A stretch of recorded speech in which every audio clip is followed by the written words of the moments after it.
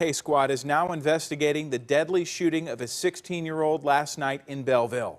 News 11's Dan Gray is live there with word that detectives are generating several leads in the search for the teen's killer. Dan? Yeah, Belleville family just devastated about the tragic shooting of their son, their brother, Demauryon Smith, last night.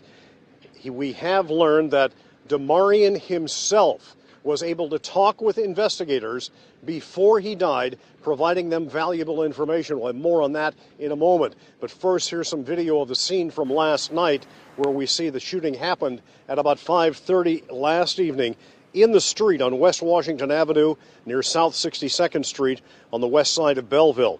Police say Demauryon Smith lived in that neighborhood, and a friend drove him to Belleville Memorial Hospital. He was later airlifted to a St. Louis hospital where he died. He was shot in the torso. But before he left Belleville, Demauryon was able and alert to talk with detectives about who shot him. The deputy commander of the Major K-Squad, Matt Eiskent, said when his officers met him in the hospital, he was alert. He was able to tell them a wealth of information about what happened, and it wasn't up to an hour later when he was declared deceased in St. Louis. Now, about 20 Major K-Squad detectives have been actively hitting the streets, talking to several witnesses who saw that shooting last night.